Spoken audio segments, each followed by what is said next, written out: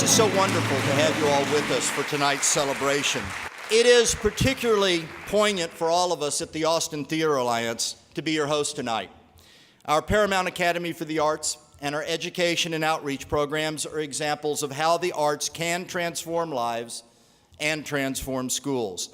Whether it's our summer camps that each year serve the needs of children 4 to 14 years old, our ongoing partnership with the City of Austin and Travis County, in which we employ low-income high school students to participate in our youth theater company, our Literacy to Life in-school residency program that is daily changing the lives of hundreds of Austin third graders through the use of interactive drama-based storytelling and writing exercise that enhance not only a child's ability to communicate, but in fact are in the business of building self-esteem, or the 20,000 Central Texas elementary and middle school students who attend student matinees for free or at very low cost each year at both the historic Paramount Theater and at Stateside. And for many, it is the first time they have ever been in a true theater.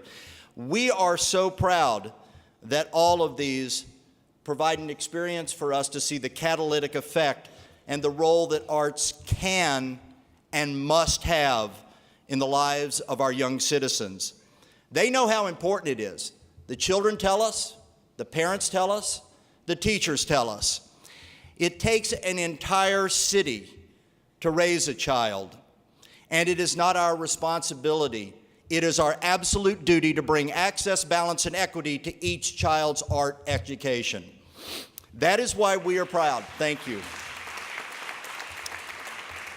That is why we are proud to welcome you here tonight as together we take the next steps towards even greater success. We have the vision. Tonight we share the plan, and it is our fervent hope that this evening we garner your support. It's an exciting time for creative learning in Austin, and the Paramount Theater is an honored partner in this entire project. It is now my high privilege to introduce our special guest, the Vice President of the Kennedy Center of the Performing Arts, Mr. Darrell Ayer. Thank you, Jim.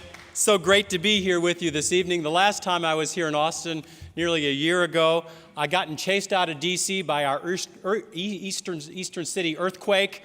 I came here, y'all were just celebrating your 100th, I think, day of the longest heat that you'd had for many, many years, the drought. So I'm so glad to be here with just this beautiful weather that you got for me today. But you all have accomplished so much in this past year, and it's just hard to believe where we started a year ago and where we've come at this point.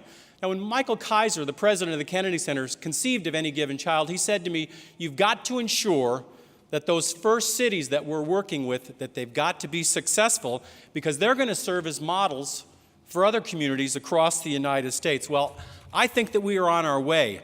You all have such great resources here in this community with all of the arts organizations that are working on arts education. You have a wonderful leadership in your school system with Dr. Karstoffen and her staff and everything that she's accomplishing in that area. And of course, you have a very supportive mayor and Mayor Leffingwell. Those three things put together certainly add up to success, and all the teachers and all the parents, I'm very excited about what's going on here, that every child in this community is going to have the arts as part of a complete education. Now, a lot of times we talk about communities coming together and working on an initiative, but every initiative needs some drivers, needs some people kind of leading the charge in that.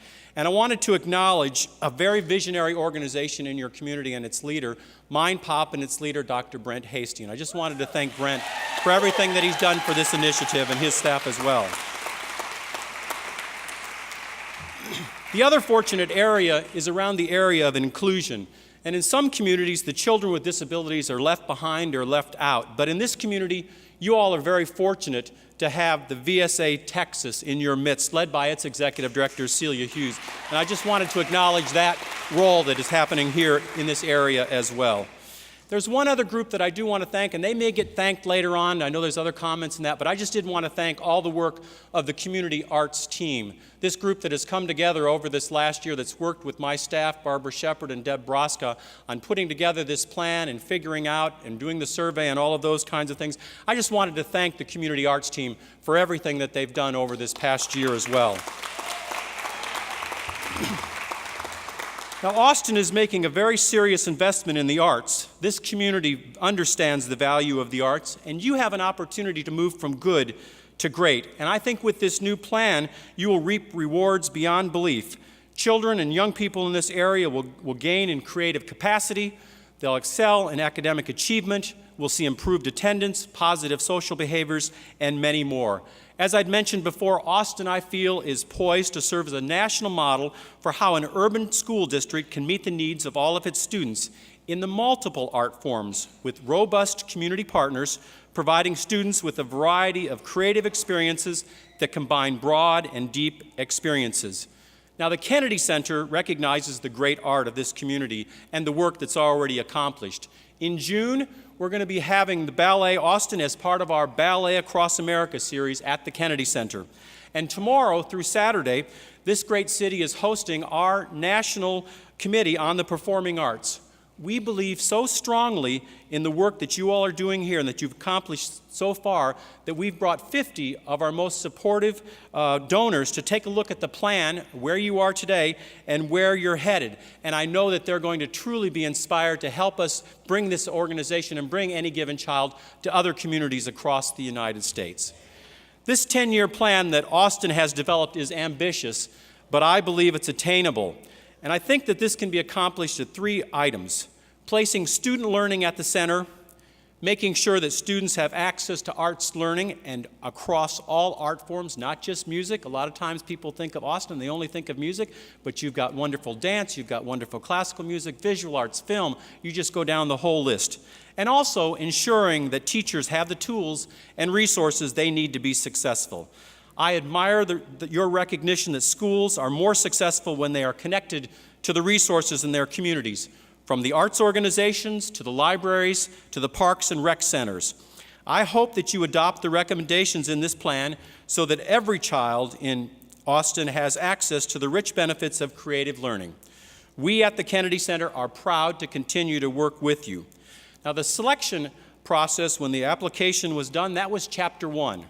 We're now at Chapter 2 with the release of the plan, and we begin really the work now on Chapter 3 and moving forward into the implementation process. I had promised you a year ago that we weren't just going to be with you during the survey process and the planning process. We're going to continue to be with you. This is not one of those drive-by consultancies where we give you a wonderful plan and have gotten it all together and done all this work, but we're going to continue to be with you for the next couple of years in any way that we can help to make this program truly a success. So my feeling is now we've got to roll up our sleeves, work together for the benefit not of just any given child in Austin, but for every child in Austin. I thank you very much. What is the value of the arts in our classrooms? Dancing, singing, creating, making? Perhaps it's the way they open eyes and hearts.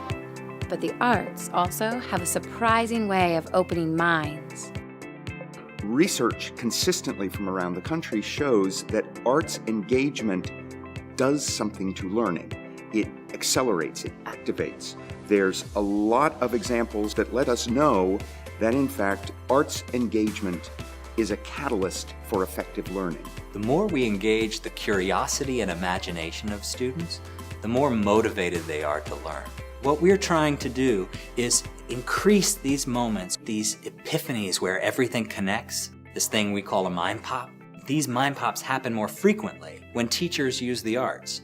Nationally, students engaged in the arts have higher attendance, improved critical thinking skills, and are more likely to go to college. By bringing the different entities together, the arts organizations, higher education, City of Austin, Austin Independent School District, we are able to leverage each other's expertise and resources. We're able to do more and to do better. With the guidance of the Kennedy Center's Any Given Child program, MindPop formed partnerships with the City of Austin, AISD, and more than 40 local arts organizations, the first such network in Central Texas. The partnership between arts organizations and the school district really helps the arts organization meet the needs of the schools by knowing what those needs specifically are. So this partnership has been amazing in opening up those lines of communication. If we can prepare our children to be creative thinkers across the spectrum, in technology, in medicine. We can provide a creative economy here in the city of Austin. Austin Independent School District is an amazing partner. They care deeply that each and every child gets the maximum benefits from the resources that are available. We're getting the opportunity as regular classroom teachers to be trained in integrating fine arts strategies into every part of our curriculum. AISD students engaged in the arts have higher test scores in all academic areas. We have the potential to have an entire school district that is taking the best of what has been learned from around the country of the arts being used to activate the creative engagement in all curriculum and bringing it into the active learning lives of kids in their schools. With continued support, with everyone doing their part, we can align our resources so that every classroom in every neighborhood is a place for creative learning.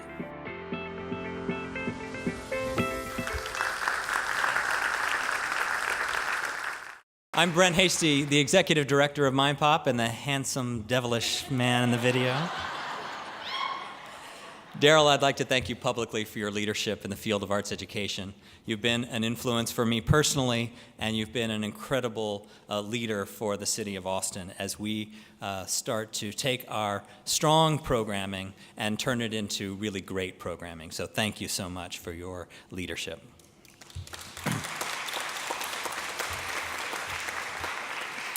And I'd like to echo your thanks to the community arts team.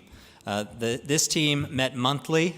They're made up of incredible leaders from Austin Independent School District, from the City of Austin, from the arts and cultural community, from higher education, from business and philanthropy, and parents and volunteers. Can you help give a round of applause for the community arts team that developed this plan?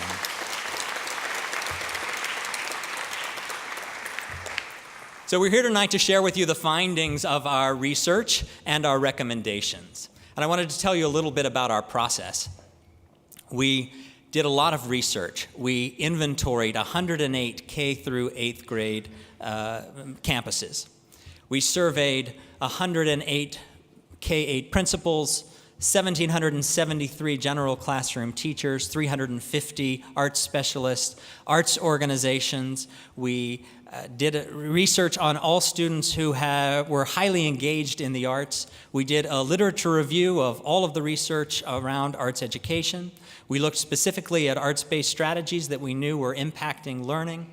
And we had design teams for elementary, middle, and high school that served as focus groups and data sources for us to wrestle with the kinds of problems that might occur in taking a program like this system-wide. And we practiced things in 6 pilot schools. We took all of that data and we learned a lot. We learned, one, that the arts benefit kids in a variety of ways. They have academic benefits. They have benefits of higher attendance. They had pro-social behaviors and habits of mind like increased persistence and increased empathy. These students were more likely to attend college by the age of 26 in national research. And in local research, our high school students in AISD that have 3 or more years of arts are 20% more likely to graduate. When we looked at our students who were highly engaged in the arts, they had higher attendance. Our middle school students had 2.1 percentage points higher attendance than a comparison group, and that was 5% for high school students. And even some of our pilot schools, I'll use Lamar Middle School as an example. They started integrating the arts in a more powerful way this year. Their attendance increased 1.2 percentage points. If we could get that across the district, that would be $5 million new dollars to the district. So the arts matter. We also found out that the teachers and principals in AISD value the arts. They want the arts. They said it had value for student academic achievement, for engaging disengaged students, and for encouraging parents and families to get involved in their campuses. Our general classroom teachers said they wanted more professional development in the arts. 93% said they wanted at least one professional development in one art form, and many of them requested professional development in more than one. But 67% said that there was no professional development available to them. Our arts organizations are donating millions of dollars to schools because they believe passionately that this kind of thinking and this kind of learning is important for schools. So we knew that it benefited our kids, and we knew that there was a need. We also found out that there were some challenges. While we have a strong foundation in music and visual art across the district, campuses were being served, but in some schools, not all students had access to those programs. And we found out that in our community partnerships were varied across campuses. But the partnerships varied across discipline. Some were stronger than others, more robust partnerships. And the partnerships, the determining factor of whether the partnership exists, was variable across the district. It wasn't just rich campuses had more partnerships and poor campuses had fewer partnerships. They were varied across the district. I know. So we learned a lot. So we learned that the arts are important to our teachers and our principals and our families, that they were important for learning, and that there were some opportunities. So we used this information to develop a plan. And our plan is really a systems approach. At the center of our plan is the learning moment. Our first goal and recommendation for the Austin community is to increase the creative learning moments for kids, those epiphanies where students have the opportunity to connect their prior knowledge with new information to create deep understanding. We think that can happen, and the research tells us if a student is learning in a creative environment, in an arts-rich school. And so our second recommendation is to create arts-rich schools for each and every child in the district.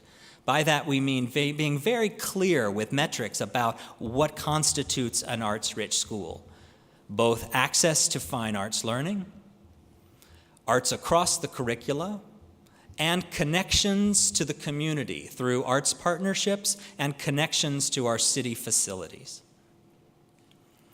As part of creating an arts-rich schools, we know we have to provide tools to our teachers so that they're using strategically arts-based strategies that work. We're identifying research-based strategies that we know impact the needle on student achievement and student engagement, and we're focusing on those so that teachers have this strategy. If they've tried a more traditional approach and it's not working, they have a second strategy to try in order to fully engage and help our students be as successful as they can. Our third recommendation is that arts-rich schools are connected to a vibrant community network of support. This means identifying the cultural resources that are available in neighborhoods and communicating those to schools, to parents and their families, so that kids have access to arts learning when they leave the campus. Because schools can't do it alone, the community has to be there to support them. And also training our teaching artists who are working with kids, both in school and out of school, about the kinds of learning that kids need to have at each grade level in each subject matter so that there is a consistency and a unity so that when kids leave the school, that learning is supported in out of school so we can reduce some of the learning loss that happens in the summer, or we can find new strategies to get kids to have that conceptual understanding. And our next goal is to design the systems and leadership that support quality. This is about planning and distributing the resources so that each and every child has access. So we don't have these pockets where there are fewer community partnerships, or these pockets where only 80% of the kids have access to fine arts learning. And that we align our resources so that we can use our money and our time and our spaces more effectively so that we can really impact student learning in a powerful way. And finally, we measure our success. It's critical for us to make sure that we're looking at student achievement, student engagement, teacher practice, looking at our community arts partners. If we're not moving the needle on student achievement and attendance and in the pro-social behaviors and the habits of mind like persistence and empathy, then we're not doing our job. So we've built in a recommendation around measurement to make sure that we're really impacting change. This is an ambitious plan. We're recommending 10 years, but we look forward to engaging with you in the community to determine whether that is too slow. It's exciting. It's exciting. And I want to use, I hope I don't embarrass Lamar Middle School by telling of their success. Over the past 2 years, they've been working hard to make the arts central to their campus. And they're starting to see some of the changes that could happen in other schools as they make arts central to learning, focusing on this learning moment, this mind pop, and then expanding that to create an arts-rich school, rich with creative learning. Their attendance in the past year has increased 1.2 percentage points. Their academic scores have increased. They've moved from a standing of 11th to 8. Their test scores have gone up, even in the new system.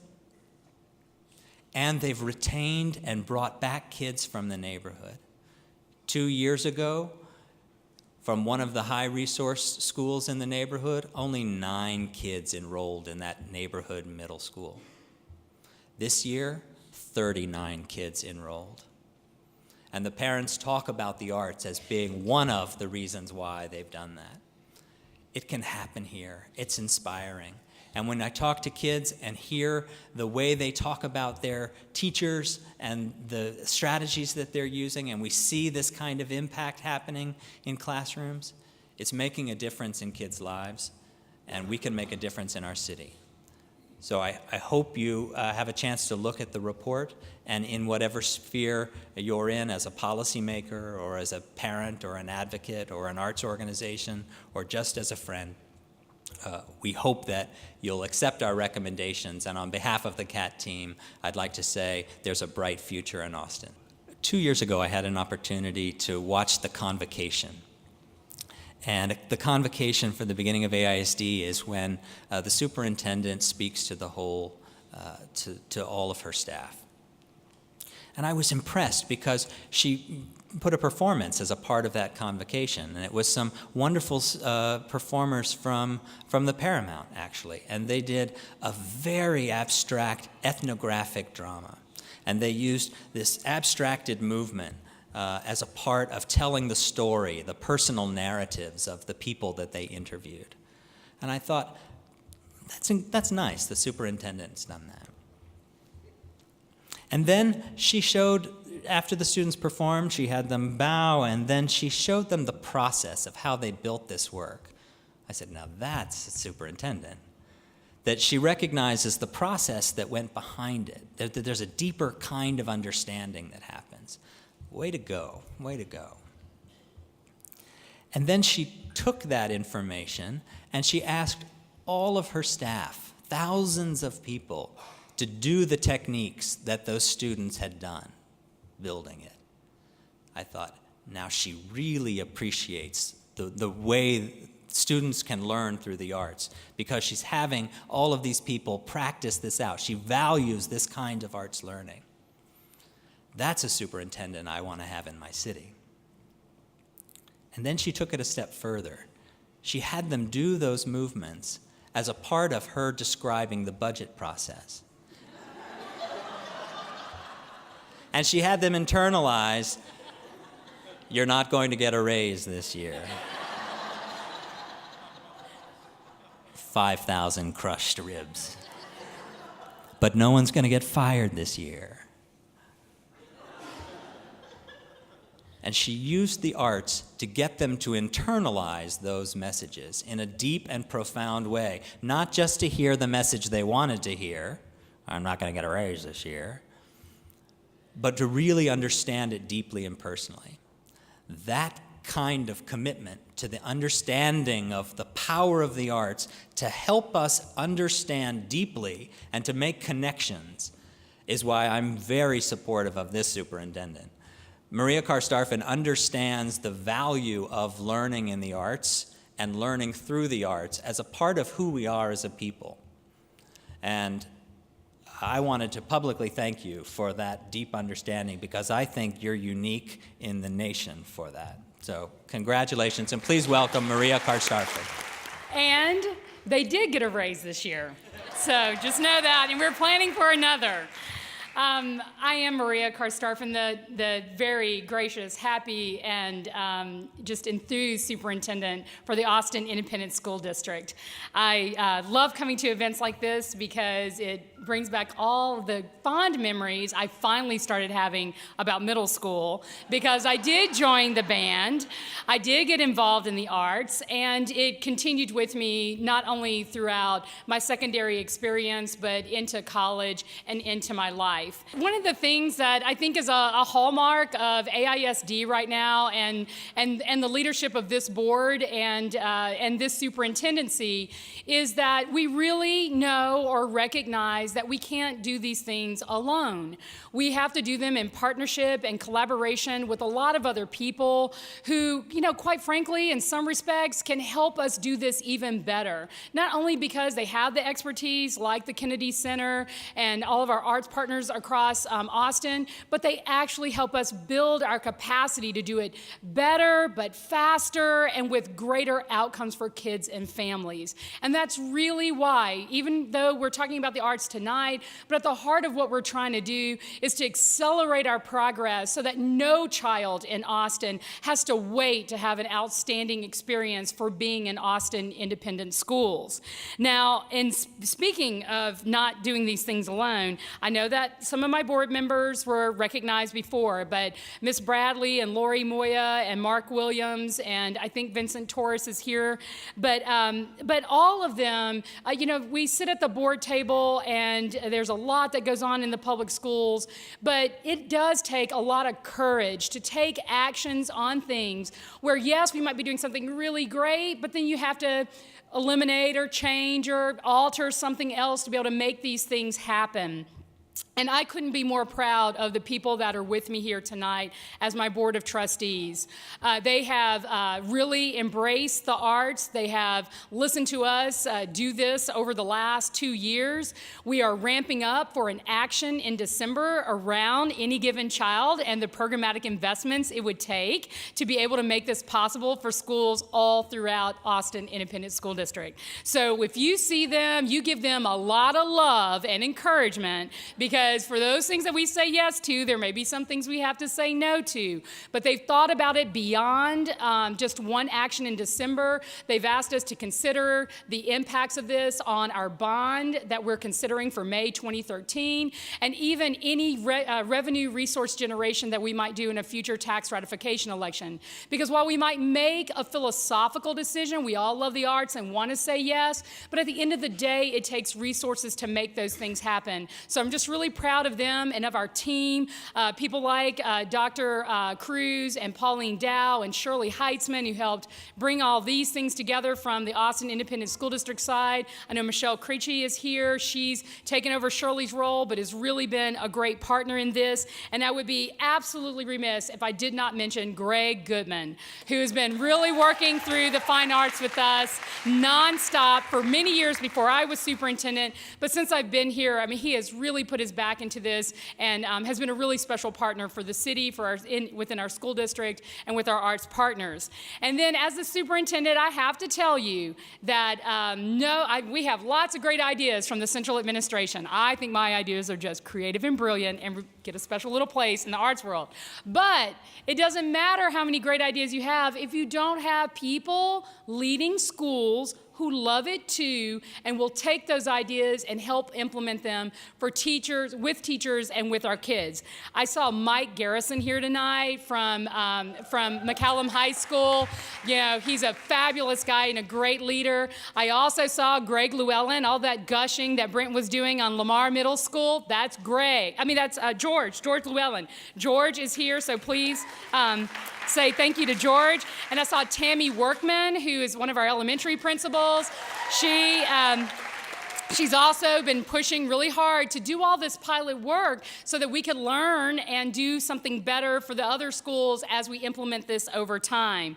Now, as the superintendent, I have to just reinforce some of the points that were made earlier about why this is academically important for our students. I saw some of our kids down here, and they will tell you in 2 seconds, it's really easy to start getting super bored in school. And one of the things that arts, that the arts do for us is help our teachers have additional tools to keep kids engaged and super excited about the things that they're learning, regardless of the content area. And you heard our teachers in the report from Mr. Hasty about their desire for professional development. I mean, they want at least some professional development, regardless of the content area that they teach. So I see a future world in the Austin Independent School District where science teachers, yes, have their beakers and gas and blow explosions and things of that sort. And at the same time, kids can go and draw it artfully and make it all come together in a way that really enhances their ability to be critical thinkers for our future workforce. Austin is a fabulous city. You live here, you know this. It's a lovely city. We have a beautiful mayor, too, who embraces the notion as well. So seeing us all to come together in this way really makes this a special opportunity for Austin and even a better place for the future of our kids. But part of that academic, getting excited about school and not being bored and all those kinds of things, yes, they come to school more, which is about attendance. But they also, as I heard a little bit of, and I'm going to reinforce it right now because our job is to ensure that kids graduate, they graduate on time, and they graduate college, career, and life ready. Our kids who take 3 years of fine arts graduate at a 20 percentage point higher rate than kids who don't. So for those who do, they're graduating at a 98% graduation rate. Now I'm gonna ask you to do, I know we got a lot of creative people here and I won't put Mr. Hasty on the spot, but if that's a 20 percentage point difference, at what rate are the other kids graduating? You can do math and draw. And dance. Oh, come on. I'm sorry? 78. So we know that that's lower than our district graduation rate, which is actually 80%. So we want to see our kids really have these opportunities because we want them to have real choices after they graduate, career skills that allow them to be successful in this rapidly evolving economy, decision-making skills so they're an informed citizen and resident in our democracy, and academic skills so that they not only graduate, but they go on to college and complete and get the kind of careers and lives that we want to see our kids have. And of course, despite what everyone says, we do want them to live and stay in Austin. So no matter what the traffic's like. So, but I'm gonna do my part to ensure that we hold up our end in the Austin Independent School District to be able to be great partners with the Kennedy Center and with MindPop. And with that in mind, I get the honor of doing the thing I love the most, is give our teachers and our students an opportunity to show you what they've been doing in this program. Miss McLean and her second graders from Brentwood Elementary School are here tonight. And she is going to show you how she strategically uses the arts to have our kids do those things that matter around being inspired and engaged in school. So thank you so much for coming out tonight. We really appreciate it. And please enjoy the beautiful work of the Austin Independent School District. Hi, my name is Sloan McLean, and I am a second grade teacher at Brentwood Elementary. I am so excited and so honored to be here tonight. I have had the privilege of receiving professional development with MindPop the last week as part of the vertical team. That is the Creative Classroom Initiative for last year, and was able to go to Catherine Dawson's UT Drama for Schools program this past summer, in addition to the amazing experience at the Kennedy Center at their Arts Integration Conference. So I've had the opportunity this school year to really bring all the fine arts into my classroom. And I want to give you a couple examples, 3 examples of what this has looked like in my classroom so that you get a feel for what's really happening in an actual AISD Austin Arts Integration classroom. First of all, we started with a social studies heroism unit. My students in 2nd grade in social studies need to learn about real life historical figures, and we brought in the idea of comic book hero characters to pique their interest, showing them comic books and getting them interested in the art form of comics. I taught them writing complete sentences and ending punctuation, and to really bring that writing to life, we created our own comic strips, a 3-panel comic strip that we did on the computers. And in the morning, we have a read aloud every day, and those read alouds are an opportunity for students to really bring characters to life. As I read, they are enacting characters through narrative pantomime, through improv. Sometimes we stop the book in the middle and they get on stage and they try to become the character, and they think about the choices the character has and figure out what choice they would make, and then find out if the character made that same choice. They also create tableaus, a strategy that I learned from Mind Pop and from the Kennedy Center, where the students work in cooperative groups to create an image that shows their understanding of perhaps the theme of the book, or perhaps, hey guys, can you sit down? Kids. The theme of the book, or the beginning, middle, and end, they're able to bring literally those characters into their bodies and become inanimate characters as well, and also figuratively, which is getting 2nd graders to think on a level so much deeper than I have experienced as a teacher in my 10 years of teaching at this point in the school year. It's just been completely mind-blowing to me, the way that they have been motivated and engaged in their learning through all these art strategies. In science, I become a mad scientist. I put on a crazy lab coat, my hair goes everywhere, and I have science tools bursting from my pockets. And when I come in as Miss Matricia, the mad scientist, the students immediately fall into character. It's beautiful. They're my little mad scientists. And we all talk in funny voices as I walk around the room. And we reflect together as really deep thinking scientists. And when we come to the carpet at the end of science to reflect, we learned what reader's theater is, what playwriting is. And we created a script using our understanding of inquiry and science safety and matter, the states of matter. And students came up with those 4 characters, the mad scientist and 3 totally different students who are always interacting in funny ways, in a script format to reflect on their understanding about matter. They then took that script back to their tribe tables and rehearsed and rehearsed and rehearsed the script. They wanted to do it during lunch. They wanted to do it during recess. And this is practicing their fluency. You know, this is something that I teach every day, but in a way that is totally engaging them in their learning. And finally, I will give you an understanding of what this is here. We have just come to the conclusion of a folktales unit. In social studies, we need to teach kids about traditional literature, traditional culture that's passed down from generation to generation. And students have read different versions of the same folktale that changed based on the culture where they landed. They've read folktales from Russia, for example, and then learned a Russian folk dance, which is what we practice during our WOW time, that structured sort of recess time that elementary kids have for 15 minutes a day. So even their WOW time gets to be incorporated in this fine arts. And they took their own choice of folktale, worked together as a group of 4 students, and wrote a script that is their fractured version of their folktale. If any of us have thought about our experiences working cooperatively with 4 other people or 3 other people, we know that it's challenging. And they're creating something from their own imagination, bringing in new ideas, having to problem solve, having to really think about the elements of folktales that they've learned from our reading, having to think through those tableaus that they created of beginning, middle, and end, and the comic strips they created about beginning, middle, and end to really bring their folktale ideas to life, giving their characters a problem and having to solve that problem and wrapping up those details at the end. So the story creation was incredible. But then what was mind-blowing to me was taking the students through the writing process. And usually that process, having the kids revise their script, we get mad in my room, we move, add, and delete sentences as we get mad. And usually this is a really laborious task for second graders. But they could not wait to revise their scripts. They changed things every day, all over the place. Their scripts are so sloppy, it was perfect. And then they learned how to edit. And again, they wanted to edit. They wanted to find their capital letters. They wanted to find their periods. It was so internally motivating for my students to create these scripts in tandem with learning about shadow puppetry.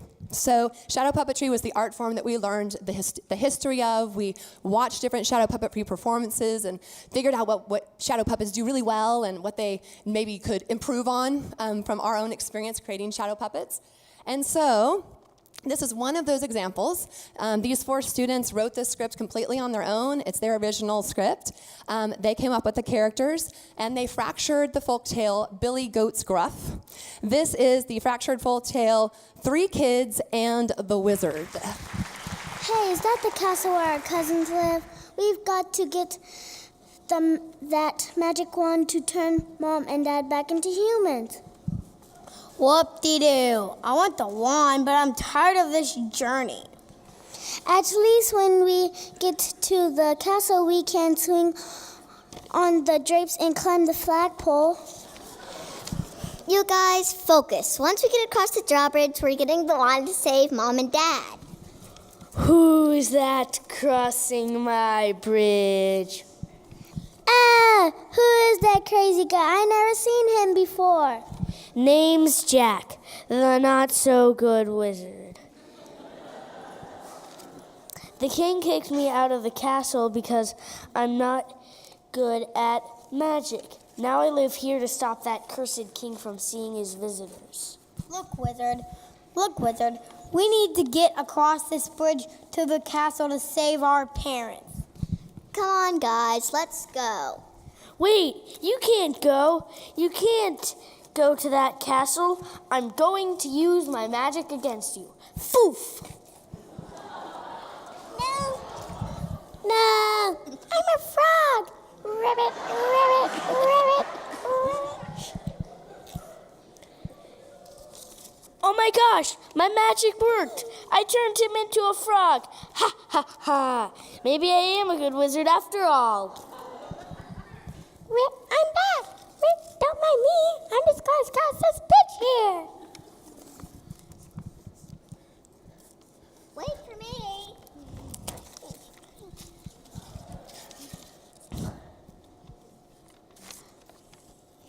What happened? How did you turn back into a boy? Don't think you're going to cross too. Poof! Bleh.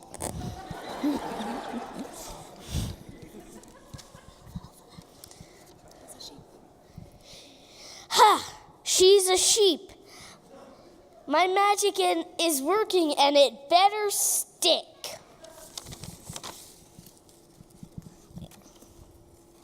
What happened? I'm so itchy. Bleh.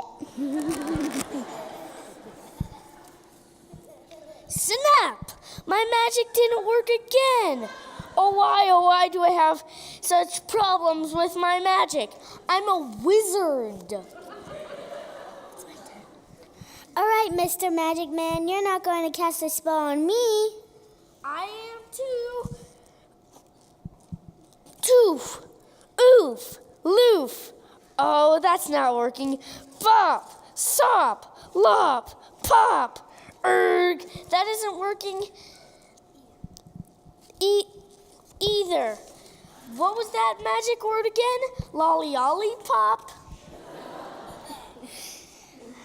Oh my gosh, he turned himself into a lollipop. We're free. Let's get to the castle, Magic Wand. Here we come. Hey, what about me? What happened? I'm a stick. Wait. Wow, whoa, yum. Hey, I'm surprisingly tasty. Yum, yum. Okay then, bye kids. Nice to meet you. Get that wand. Save your mom and dad. Yum. Woohoo! I am a great wizard. After all, yum, me!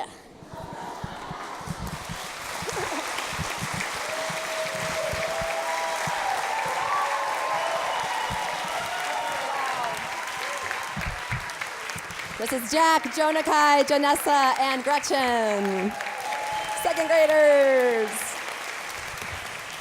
And Miss Sloan McLean. Thank you. Thank you. Great job, Jack. Great job, Jack. So what good teachers do is they give students a desire to learn, a task that helps them generate text to explore the ideas, to become writers and historians and scientists, to do the kind of work we expect them to do when they grow.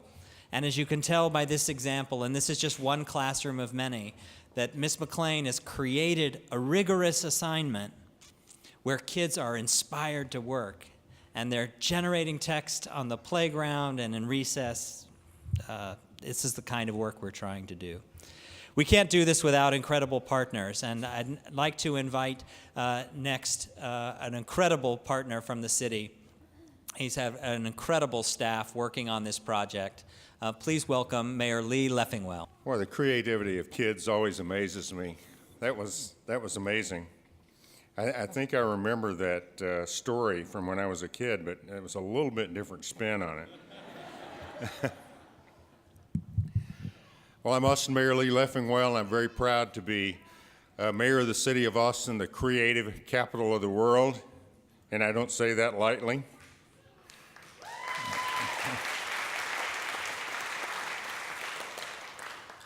Austin is thriving in large part due to our rich creative economy.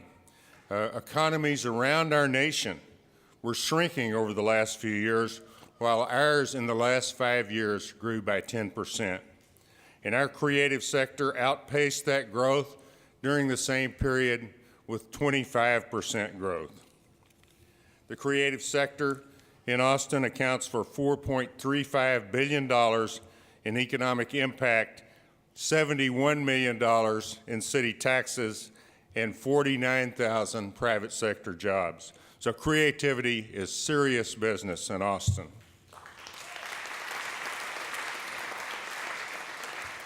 So it's important that we continue to lead in creativity and keep Austin as a vital creative capital of the world. And partnerships like the Kennedy Center's Any Given Child initiative provide a way for the city to plan collaboratively with our schools, our arts organizations, and our philanthropic community. They make sure that our kids are prepared to take their rightful place as future leaders. So I'd like to thank the Arts Commission and the Creative Learning Working Group for supporting the development of this plan.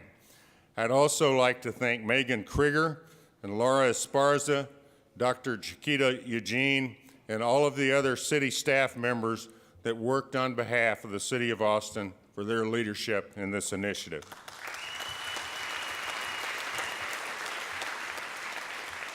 The plan they developed recommends that we develop a community network to support creative learning, and the city plays an important role in that goal. We believe that working better with our schools, city facilities, and community arts organizations, we can meet the needs and interests of our young people and better serve the citizens of Austin. The committee has identified several ways the city can use our resources to identify and align and increase creative learning, from creating a resource directory of opportunities to convene community stakeholders to identify those needs and opportunities. The city's cultural investment in our cultural contracts with arts organizations will play an important and crucial role in this effort. So we look forward to exploring how these efforts might be strengthened and aligned with our schools and our arts partners like MindPop.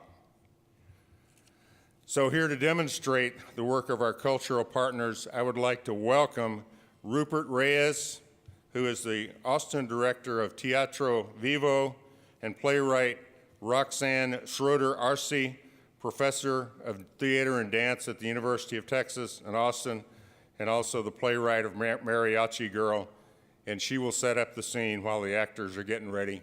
Thank you all for coming here tonight. It's my great pleasure to be a part of this effort. Muchísimas gracias y buenas noches, buenas tardes a todos. Mi nombre es Roxanne Schroeder Arce. I'm a professor at the University of Texas and also the playwright of Mariachi Girl. It is indeed quite an honor to have the show shared with you tonight as a piece of the incredible work that is coming out of Austin. This play has come together as a collaboration, and as any given child needs a village to raise it, so does a play. And several partners in the city have come together. I want to give a special thanks to Nat Miller and Zach Theater. Thank you so much. Nat has arranged for over 4,000 children to see this production, and I'm incredibly grateful for that because that is why I do my work, of course. And also, we've been working with the University of Texas at Austin, and Brant Pope directed the show, and I want to thank the University of Texas at Austin, of course. And then a great thanks to my incredible partner, Teatro Vivo, who has been working with me on this play for several years and has given a great deal of support to its growth. And Teatro Vivo commissioned the music of the play, and it's all original mariachi music. And so I'm incredibly grateful to Teatro Vivo and Rupert Reyes and Joanne Reyes. And this is Rupert Reyes.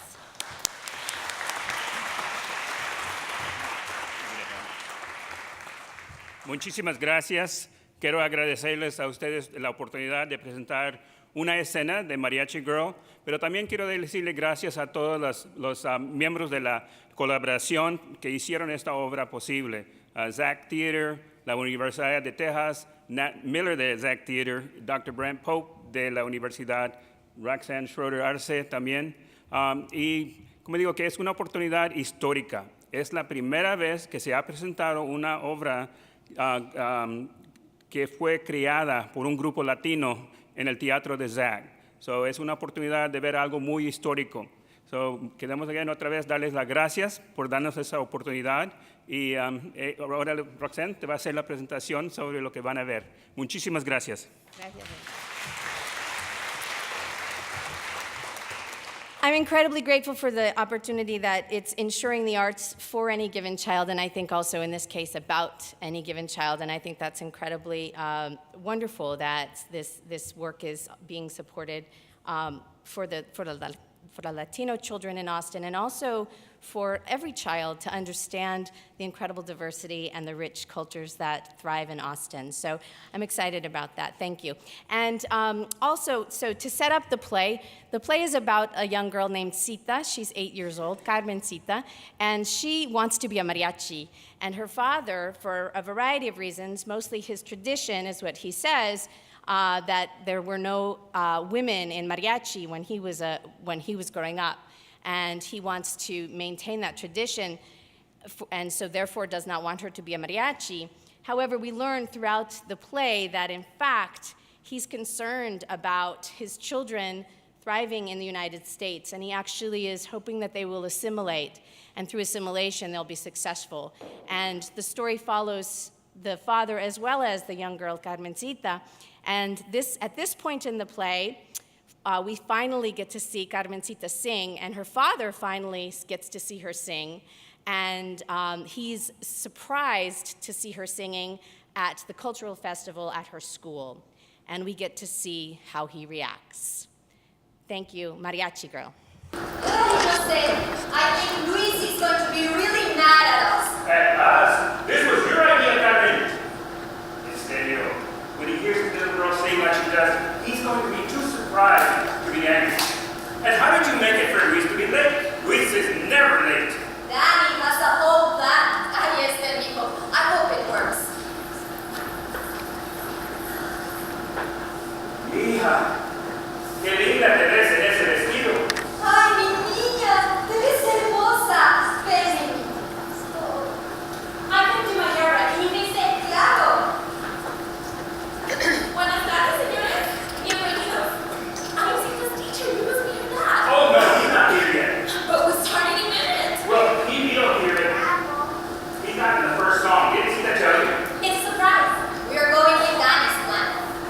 sure hope you like it. There's we one of them. I just wanted to come back and say, right away. Huh? It means having a show. Por favor, do not really break away. Oh, thanks, Mrs. Parker, for everything. Gracias. Gracias a ti. Muchísimo gusto y gracias. Gracias, Mrs. Parker. All right, well, places, everybody, please, places. Welcome! Willkommen!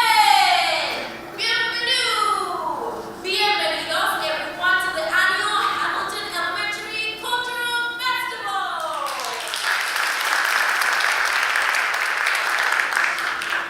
We're so thrilled with all of the wonderful entertainment we have for you today. Our first group is very special, as one of the performers is one of our very own third graders. Ladies and gentlemen, señoras y señores, Mariachi de mi alma!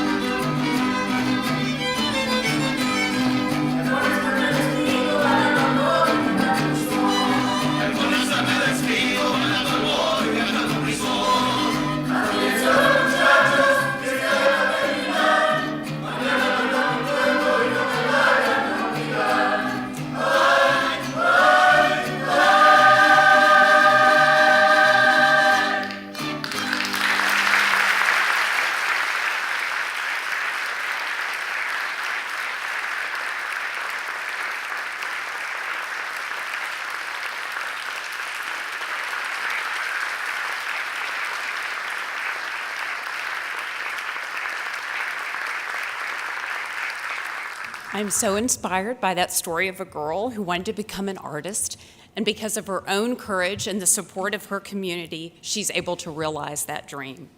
She's a symbol for all the children in our community, children who have the potential to achieve greatness, greatness that we know is fostered through the arts.